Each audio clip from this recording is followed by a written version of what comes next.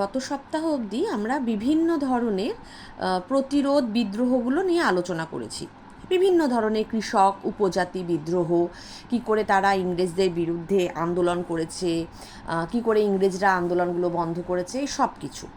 তো সেই বিদ্রোহের সূত্র ধরেই আমরা আজকে থেকে যে বিদ্রোহগুলো আলোচনা করব, এরকম পরপর 4টে বিদ্রোহ আমরা আলোচনা করব, যেগুলো প্রতিটাই কৃষক বিদ্রোহী কিন্তু ছিল। কিন্তু এই বিদ্রোহগুলো শুরু হয়েছিল ধর্মীয় বিদ্রোহের আকারে, মানে ধর্ম সংক্রান্ত একটা করে আন্দোলন শুরু হয়েছিল, যেগুলো পরবর্তীতে কৃষক বিদ্রোহের রূপ নেয়। মানে আন্দোলনগুলো শুরু হয়েছিল ধর্মের কারণে, ধর্মের বিরুদ্ধে, ধর্মের কলুষতার বিরুদ্ধে, ধর্মকে শুদ্ধকরণের জন্য, বা বিধর্মের বিরুদ্ধে। কিন্তু সেগুলো পরবর্তীতে ধীরে ধীরে কৃষক আন্দোলনের রূপ নেয়। কারণ আন্দোলন যারা করছিলেন, সেটা ধর্মের কারণেই হোক আর রাজস্বের কারণেই হোক না কেন, তাদের সবাই কিন্তু মূলত ছিলেন কৃষক। ফলে এই সবকটা আন্দোলনই পরবর্তীতে কৃষক বিদ্রোহের রূপ নেয়। আজকে প্রথমে যেটা আমরা আলোচনা করব সেটা হচ্ছে সন্ন্যাসী ফকির বিদ্রোহ। সন্ন্যাসী মানে যারা হিন্দু ধর্মের মধ্যে হিন্দু ধর্ম পালন করেন, কিন্তু একটা সময় আর সংসার ধর্ম পালন করেন না, সন্ন্যাসী হয়ে যান, তাদেরকে নিয়ে আলোচনা করব। এবং একই রকমভাবে যারা ইসলাম ধর্মে বিশ্বাসী কিন্তু সংসারে থাকেন না, সংসার ত্যাগ করে ঈশ্বরের আরাধনা করেন, সেই ফকিরদেরকে নিয়ে, তাদের বিদ্রোহ নিয়ে আমরা আলোচনা করব, সন্ন্যাসী এবং ফকির বিদ্রোহ।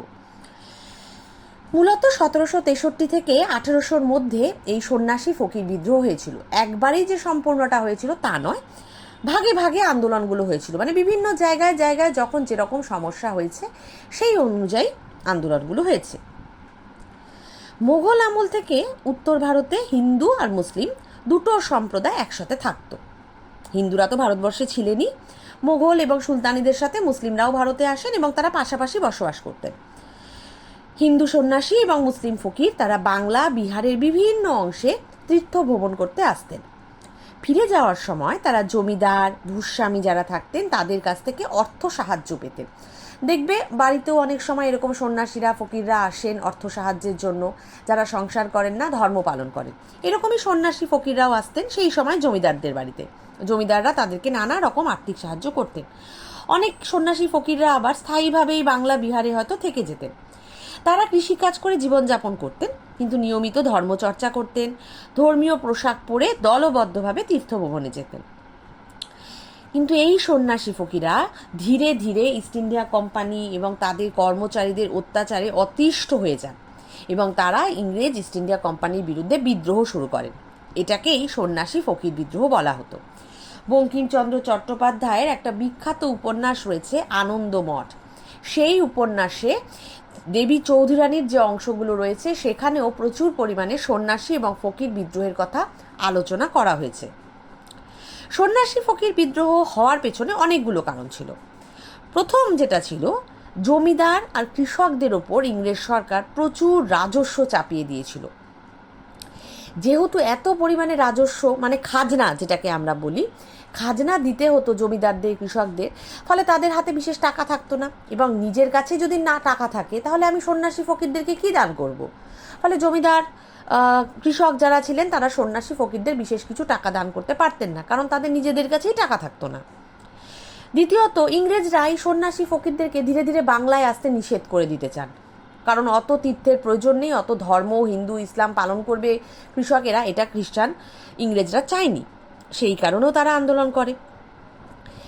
যে সমস্ত সন্ন্যাসী ফকিরা ভারতে থেকে বাংলায় থেকে গেছিলেন, বিহারে থেকে গিয়েছিলেন, তারা যারা কৃষিকাজ করতে শুরু করেন, সেই কৃষিকাজের ওপরেও ব্রিটিশরা কী করে, প্রচুর পরিমাণে ট্যাক্স চাপিয়ে দেয়, রাজস্ব খাজনা চাপিয়ে দেয়। সেই কারণেও সন্ন্যাসী ফকিরা ইংরেজদের উপরে ক্ষুব্ধ হয়ে যায়। এই যে সন্ন্যাসী ফকিররা তীর্থ করতে যেতেন সেটার উপরেও ইংরেজরা ট্যাক্স চাপিয়ে দেন। সাধারণত এখনকার দিনে কি হয়, যদি কেউ তীর্থ করতে যায়, দূর দেশে যায় তীর্থ করতে, সেক্ষেত্রে সরকার তাদেরকে আর্থিক সাহায্য করে। কিন্তু সেই সময় ইংরেজরা নিয়ম করে যারা তীর্থ করতে যাবে তাদেরকে আরও বেশি পরিমাণে ইংরেজ সরকারকে ট্যাক্স দিতে হবে। সেই কারণেও সন্ন্যাসী ফকিররা কিন্তু ইংরেজদের উপরে রেগে যায়। 1771-এ অন্তত 150 জন ফকিরকে ইংরেজরা হত্যা করে। তখন আরও রেগে যায় তারা, এবং এই সমস্ত অন্যায়ের প্রতিবাদ স্বরূপ এই সন্ন্যাসী এবং ফকিররা ইংরেজদের বিরুদ্ধে বিদ্রোহ শুরু করে। এটাই ব্রিটিশ শাসন এবং শোষণদের বিরুদ্ধে একটা প্রথম সংগঠিত মানে প্ল্যান করে তৈরি হওয়া কৃষক বিদ্রোহ ছিল। এই বিদ্রোহের নেতাদের মধ্যে উল্লেখযোগ্য ছিলেন দেবী চৌধুরানী। দেবী চৌধুরানী তোমরা নাম শুনে থাকবে, জলপাইগুড়িতে তার নিজস্ব মন্দির রয়েছে, তার নামে পুজো করা হয়। তিনি বলা হয় তিনি এই তিস্তা নদীতেই বড় বড় বজরা নিয়ে, বজরা মানে বিশাল বড় আকারের জাহাজ, সেগুলো নিয়ে ইংরেজদের জাহাজ লুট করতেন। তার গুরু ছিলেন ভবানী পাঠক। এই দুজন সন্ন্যাসী হিসেবে এবং সন্ন্যাসী বিদ্রোহের নেত্রী হিসেবে ভীষণ বিখ্যাত হয়েছিলেন। এছাড়া ফকির বিদ্রোহের নেতা ছিলেন চিরাগ আলী, মজনু শাহ, মুসা শাহ। এরা তারা তাদের বিদ্রোহে বহু সাধারণ কৃষককেও নিয়েছিলেন। 1763 সালে ঢাকায় প্রথম এই বিদ্রোহ শুরু হয়। ধীরে ধীরে বর্তমান বাংলাদেশের বিভিন্ন অঞ্চলগুলোতে এই বিদ্রোহ কিন্তু ছড়িয়ে পড়ে।